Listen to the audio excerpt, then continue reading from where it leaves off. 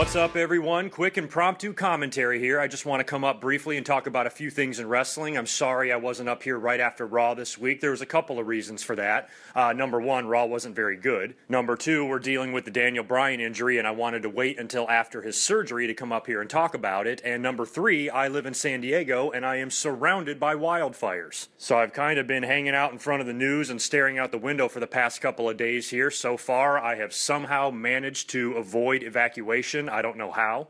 The fires have pretty much been blowing north of us or away from us, but if any more spring up and they happen to be to the east of us, I will be in a world of shit. When I used to live on the East Coast, hurricanes were much easier to deal with and much easier to prepare for and a lot less stressful. During a hurricane, you can just go to the grocery store and empty the store out of all their booze and liquor and just hunker down and ride out the storm while getting wasted at the same time. You can't do that during a fire. You need to stay on your toes and stay sharp and be ready to run at the moment's notice, and it's quite freaky. But for the moment, I'm in the clear, and there's only about a day or so left of extremely hot temperatures, and things are supposed to cool off, and all these fires will go away, so I figured I now feel confident enough to come up here and make a commentary. There's just a couple of subjects I want to touch on today. Of course, the big news in wrestling, the biggest news in wrestling going on right now is Daniel Bryan's injury. I cannot tell you how badly this fucking frustrates me. I mean, Daniel Bryan wins this title at WrestleMania 30, this big grand moment. For some reason, he also decides to get married during all of this, so he wins the WWE World Heavyweight title in front of 80,000 people at WrestleMania 30. A couple days later, he goes and gets married. A couple of days after that, his dad dies. A couple of days after that, that poor kid Colin that he became so close with that was terminally ill, he passes away. And now Daniel Bryan has a neck injury that is going to require surgery and is going to put him out for several weeks. And he's the WWE champion. I cannot tell you how badly this pisses me off. He had one title defense against Kane. He missed a couple of weeks of Raw because of his wedding and his father passing away. And I don't think the WrestleMania 30 DVD is even out yet, and already this guy's title reign is being threatened. It's just horribly frustrating for a fan. I think it's terrible luck for Daniel Bryan and terrible timing, and it just sucks. He did have the surgery today. Apparently the surgery did go well, but you're not going to be able to know when he's going to return to the ring hours after he has the procedure. It's going to take, I'm sure, a few days or a couple of weeks even before they have any idea of what kind of timetable we're looking at here. The one comforting thing that we saw on Raw was the angle they did with Kane, because they didn't need to do that angle to explain the injury. Daniel Bryan had already come out to the ring and explained that he was injured and he had to leave to get surgery. So the fact that they kept the storyline going with Kane makes me think that maybe they're holding out hope that Daniel Bryan can actually work a match by June 1st. I quite honestly find that to be a stretch. I think it's going to be very hard, no matter how minor a procedure is, to wrestle a big-time match the style that Daniel Bryan likes to wrestle, against a huge monster like Kane.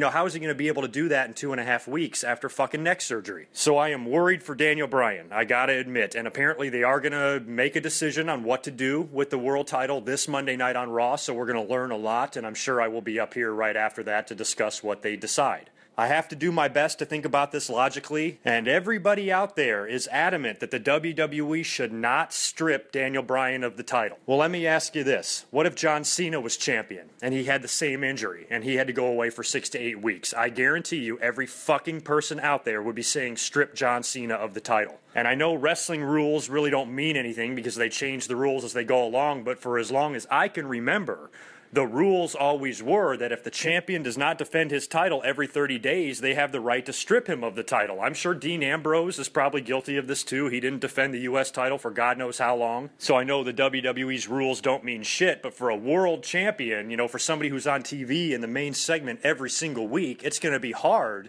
to go 6 to 8 weeks without your world champion. If you ask me, that would be bad for business. As long as the WWE can stick with Daniel Bryan, as long as they can give him the title shot as soon as he comes back and put the belt back on him and let him resume his run, I think stripping him would be just fine. But once they do that, myself and I'm sure a lot of other fans are going to be extremely nervous because we remember Dolph Ziggler. And I would hate for the WWE to say to themselves, well, you know what, this guy's style is just too unpredictable, he's too injury prone and we can't rely on him to be the face of the company, and they use this injury as a reason, to take the title off of Daniel Bryan and go back to using the big stars and all that shit. I don't think they're going to do that. They would not give this guy die the moment they gave him at WrestleMania 30 if they didn't have huge plans for Daniel Bryan. So one little minor neck procedure I don't think is going to put the brakes on Daniel Bryan, but at least gets you thinking, because WWE has put the brakes on guys' pushes because of injuries in the past, and we all just got to hope that they at least show Daniel Bryan a little bit more respect than that. But in the interest of logic, I'm going to be one of the few people, probably one of the only people out there, especially in the YouTube community, that says if Daniel Bryan is going to be out of action for 4 weeks or longer, I think you have to strip him of the title. I hate to say that,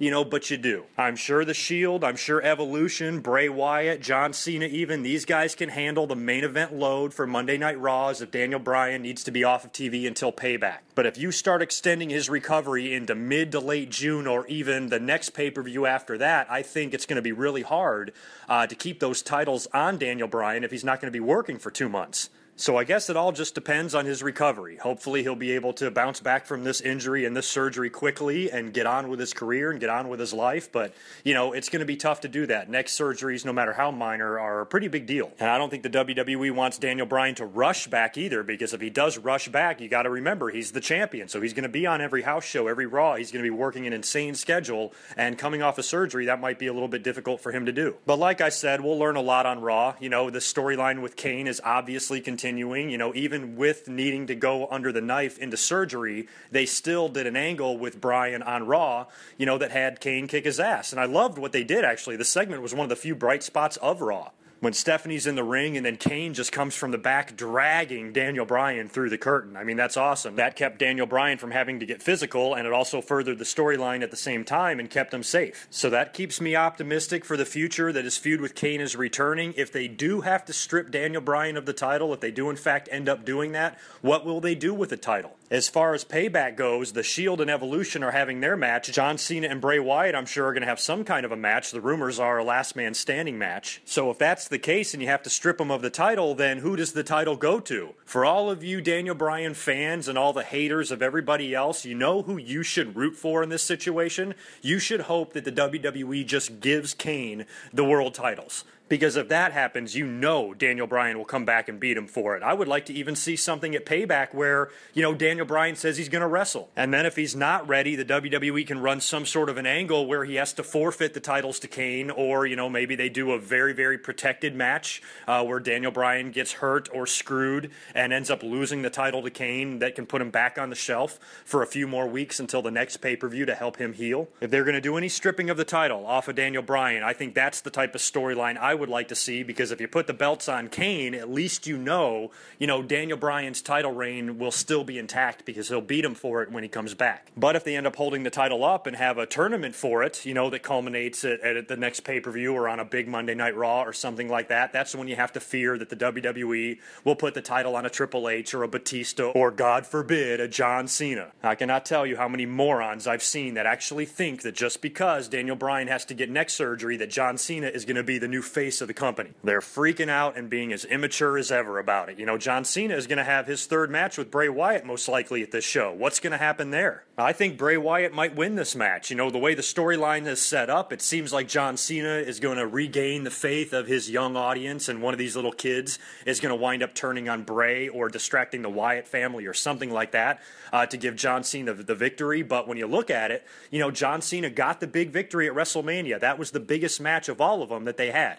John Cena won the big one on the big stage, and then Bray Wyatt wins the 2 rematches after that. That would be a fine way to book it, because, it's got to keep John Cena strong. Even if he's going to lose in feuds, he cannot, drop in stature because he's such a big moneymaker for the WWE. So I think having John Cena lose 2 pay-per-views in a row to Bray Wyatt isn't going to hurt him any, because he still defeated Bray Wyatt at WrestleMania, and he still always looks like $1 million, like a Super Cena, beating the shit out of all 3 members of the Wyatt family in every other one of their matches. So I think a John Cena loss at Payback will do nothing to harm his character or harm the amount of money that he makes for the WWE. Nothing at all. Also, some people were a little bit surprised at my comments last time about Adam Rose and how much I hate him. Well, even though I still do hate him, I hate this character with a passion, I do want to clarify a few of the things that I said. I am not fucking stupid. I totally understand that there have been flamboyant and very colorful and animated characters before that are there strictly for entertainment purposes. I totally understand that some of these over-the-top characters have made it big in the wrestling business, like Shawn Michaels. Look at some of the shit he used to wear. Ric Flair, Gorgeous George,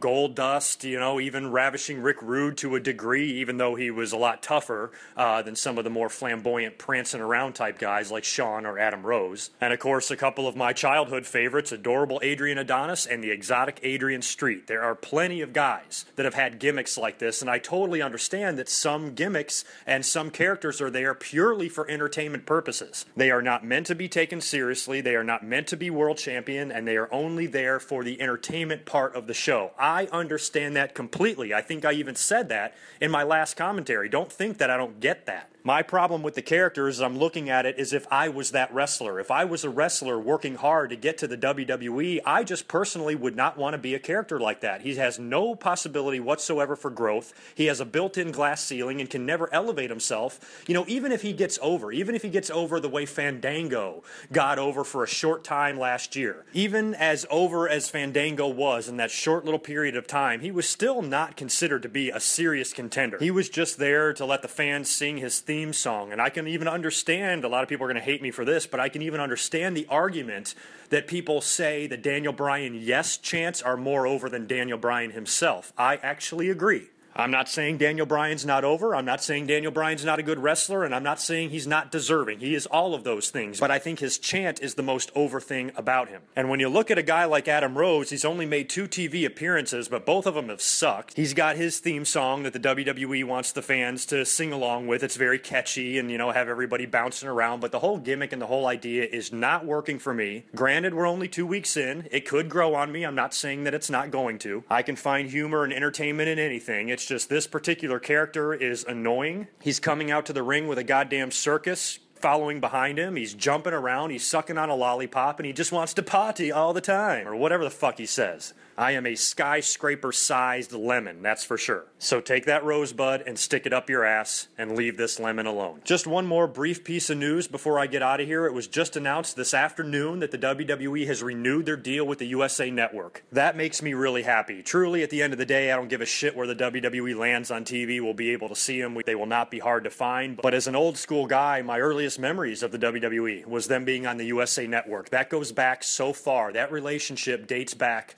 an unbelievable amount of years. I was actually not happy when the WWE briefly left and went to TNN and Spike TV for that few years. I hated that. I never understood why the WWE would want to leave the USA Network to begin with. They have built a home there for so long, and I was nervous that they would wind up leaving them again. But luckily, the USA Network knows where their bread is buttered, and Monday Night Raw, makes that network. Without that show, USA probably wouldn't even be in the top 10 cable networks. So it only made sense for USA to want to continue this deal with the WWE at whatever cost, and I think the WWE, because of their position where they are with the network and with everybody else, bidding for them, they got a really sweet deal with the USA Network, and they're going to stay on the network now for many years to come, and that makes me happy. It's one of the few things that I can cling to from the past, that as much as wrestling has changed, and how it's a completely different looking form of entertainment now compared to how it was when I was 5 years old, at least one thing has stayed constant, and that the WWE has been on the USA Network just about all of the years of my life. So congrats to the WWE on getting the deal done. I am going to get out of here. I will be back up here after Raw once we find out the fate of Daniel Bryan and his WWE World Heavyweight Championship. And if you notice, you're currently listening to episode 198.